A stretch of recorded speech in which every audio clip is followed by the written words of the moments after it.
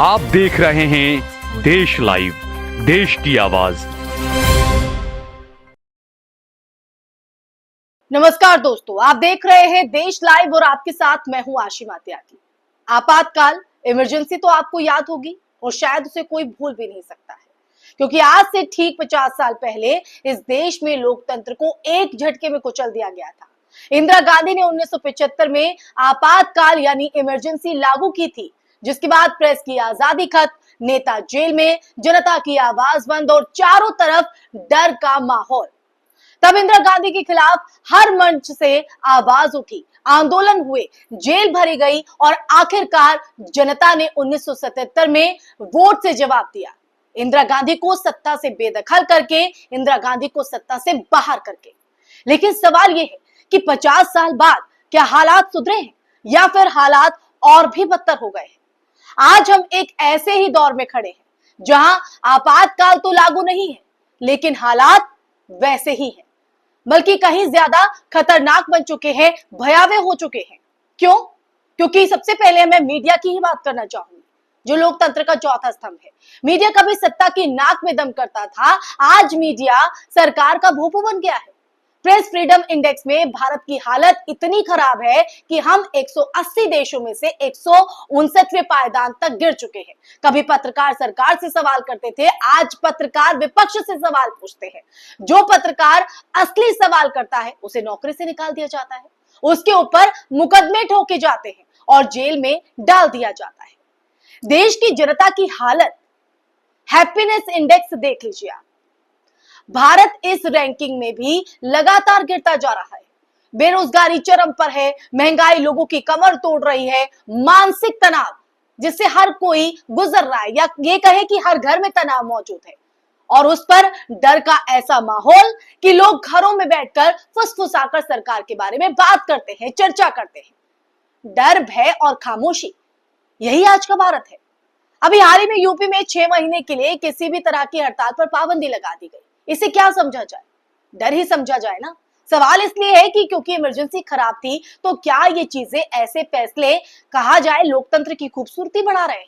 अभिव्यक्ति की आजादी है ना, हमें आजाद भारत में रह रहे हैं ना हम, तो फिर ये हालात आखिर क्या बयां करते हैं? उसके बाद राजनीति का हाल भी देख लीजिए। जो नेता सरकार के खिलाफ बोलता है, उसके घर पर सीबीआई, ईडी, इनकम टैक्स की रेड पड़ जाती है। यानी यहां पर भी दबाव। जो विपक्ष में है वो डर में जी रहा है, और जो सत्ता के करीब है वो, उसे पूरी तरीके से खुली आजादी है, खुली छूट है। उदाहरण के तौर पर 1975 इमरजेंसी को गरियाने वाली बीजेपी आपातकाल के सेनापति संजय गांधी की पत्नी मेनका गांधी, आप जानते हैं, और उनके बेटे वरुण गांधी को पलकों पर बिठाए हैं।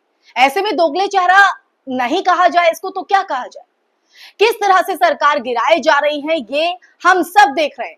जनता चुनाव में जो सरकार बनाती है उसे पीछे से तोड़ फोड़ कर एमएलए खरीद फरोख्त करके सरकारें बनाई जा रही है। ये हम देख रहे हैं। महाराष्ट्र उठा लीजिए, आप मध्य प्रदेश उठा लीजिए, महाराष्ट्र, मध्य प्रदेश, कर्नाटक, गोवा, अरुणाचल प्रदेश, उत्तराखंड। एक लिस्ट बनाइए और देखिए कि कितनी जगह जनता का फैसला पलटा गया है, यानी आपका और हमारा फैसला पलटा गया है। और आज हालात ऐसे हैं कि कोई खुलकर मोदी जी के खिलाफ बोलने की हिम्मत नहीं करता है। बोला तो सजा होगी। सिर्फ बोलने की बात नहीं, अगर कोई मोदी जी के सामने यानी कैमरे के फ्रेम में भी आ जाए तो उस पर भी कार्रवाई हो जाती है। जी हाँ, अभी हाल ही में जो घटना हुई, जहां एक फोटोग्राफर मोदी जी और कैमरे के बीच खड़ा हो गया या बीच में आ गया, उसे जैसे अपराधी बना दिया गया। यह है डर का असली चेहरा, आज की अघोषित इमरजेंसी का चेहरा। लेकिन मजे की तो बात यह है, हैरानी की बात तो यह है कि आज के सत्ताधारी नेता हर मंच से इंदिरा गांधी की इमरजेंसी की बात करते हैं, बार बार 1975 का हवाला भी देते हैं, लेकिन आज जो हो रहा है उस पर चुप्पी साध लेते हैं। क्यों? क्योंकि आज उन्हीं की सरकार है, उसी तानाशाही को नए तरीके से लागू कर रही है। सरकार अपनी है तो सवाल नहीं खड़े होंगे क्या? हम पूछेंगे, देश लाइव पूछेगा। अब बात करते हैं इतिहास के उस पन्ने की जिसे अक्सर छिपा लिया गया या छिपा लिया जाता है, आरएसएस और इमरजेंसी का रिश्ता। जी हाँ, जब 1975 में इमरजेंसी लागू हुई, आरएसएस ने खुलकर इंदिरा गांधी का विरोध किया, ऐसा प्रचार किया गया, लेकिन सच्चाई अलग है। सच्चाई यह है कि आपातकाल के शुरुआती दौर में आरएसएस ने इंदिरा गांधी से साठगांठ की कोशिश की। इंदिरा सरकार ने आरएसएस को बैन किया, लेकिन आरएसएस ने कई बार बातचीत करने के रास्ते तलाशे, जेल से माफीनामे लिखे गए, सहयोग का प्रस्ताव भेजा गया। इतिहास गवाह है, दस्तावेज भी मौजूद है और उन्हीं पन्नों में से कुछ अंश आपको स्क्रीन पे मैं दिखा रही हूं।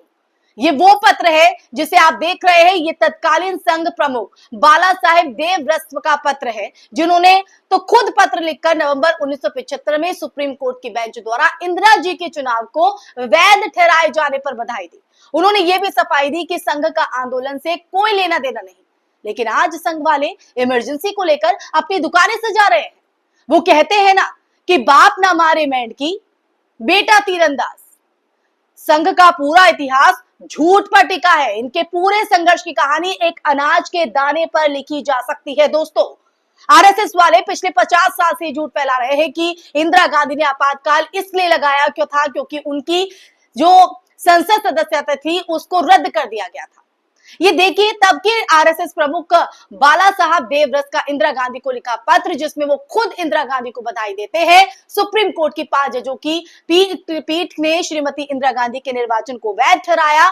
तो ऐसे में अब इस झूठ से पर्दा हटाने का वक्त आ गया है। 50 साल पहले जो झूठ बोला गया था उस झूठ से पर्दा हटाया जाए। इमरजेंसी पर आज बात करते समय उम्मीद ये भी है कि आप इन तस्वीरों को भी देखिए जो आप अपने देख रहे हैं, इन्हें भी याद रखेंगे आप। जो मैं अगली तस्वीर आपको स्क्रीन पर दिखा रही हूं, इन्हें भी आप याद रखेंगे। हैशटैग इमरजेंसी इंडिया 1975, इन तस्वीरों को भी इग्नोर नहीं किया जा सकता है। और अब आते हैं प्रधानमंत्री नरेंद्र मोदी जी पर, उनकी कहानी पर। कभी वो कहते हैं कि बांग्लादेश युद्ध में वो शामिल थे, कभी वो कहते हैं कि आपातकाल में जेल में थे, और कभी वो कहते हैं कि अंडरग्राउंड थे। कहानी हर बार बदलती है, लेकिन कभी कोई पक्की जानकारी नहीं मिलती। आज तक एक भी फोटो या एक भी दस्तावेज मोदी जी की आपातकाल विरोधी गतिविधियों का पब्लिक रिकॉर्ड जो है वो नहीं देखा गया है या पब्लिक के सामने नहीं आया है। इसकी भी जांच होनी चाहिए। आखिर सच्चाई क्या है? जो दावा प्रधानमंत्री नरेंद्र मोदी करते हैं उसकी कोई रिकॉर्डिंग क्यों नहीं है? असल में आज का जो दौर है एक नई किस्म की तानाशाही का दौर चल रहा है, जहां चुनाव तो हो रहे हैं लेकिन लोकतंत्र सिर्फ दिखावे का रह गया। संवैधानिक संस्थाएं, न्यायपालिका, मीडिया, चुनाव आयोग सब दबाव में है। सब, ये मैं नहीं कह रही हूं, ये दिखता है।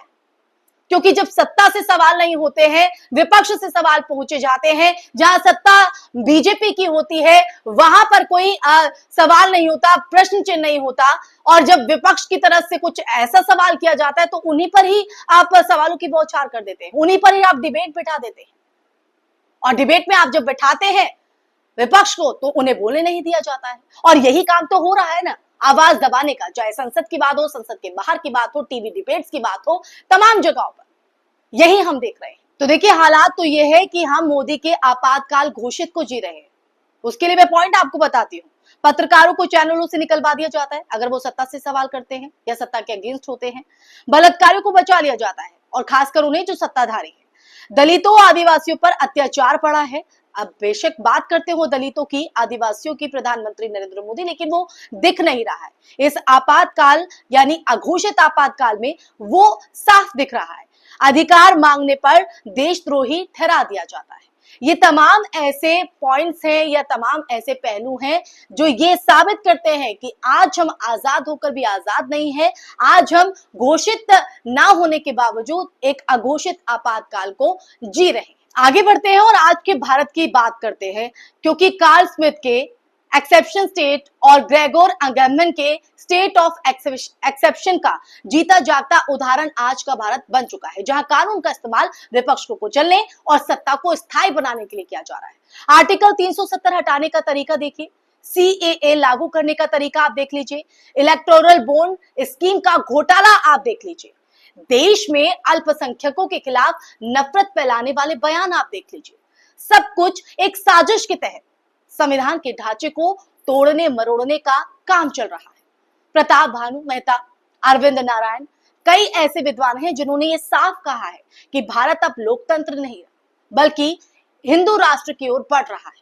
और देखिए, इन विद्वानों की बात को नकारा नहीं जा सकता है, दिख भी रहा है, क्योंकि बल्कि हिंदू राष्ट्र की ओर ये देश बढ़ रहा है, वो भी चुनावी वैधता के नाम पर। 1975 की इमरजेंसी थी तो एक दिन उसका अंत हुआ। आज की जो अघोषित इमरजेंसी है वो कब खत्म होगी कोई नहीं जानता, क्योंकि इसका कोई ऐलान नहीं हुआ है। और जब कोई इमरजेंसी घोषित नहीं हो तो उसे खत्म कैसे किया जाएगा। तो दोस्तों, आज 50 साल बाद हमें सिर्फ इतिहास याद नहीं करना है, हमें आज के हालातों पर सवाल उठाने हैं। हमें यह पूछना है कि 1975 की इमरजेंसी गलत थी तो आज का दौर सही कैसे है। 1977 में जनता ने तानाशाही को हराया था, 2025 में क्या जनता दोबारा वही हिम्मत दिखा पाएगी? यही सवाल, यही चुनौती और यही वक्त की पुकार है। आप इसको समझिए।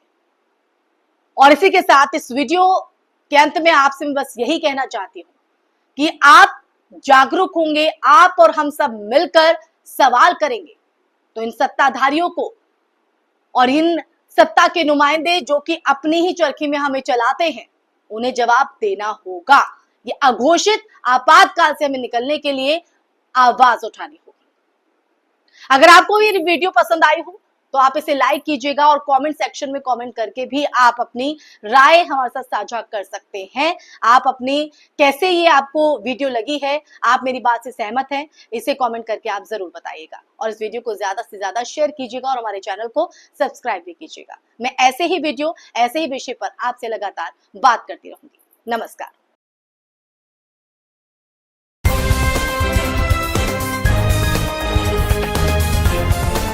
देश और दुनिया की तमाम छोटी और बड़ी खबरों के लिए हमारे चैनल को सब्सक्राइब करना न भूलें और बेल का बटन जरूर दबाएं।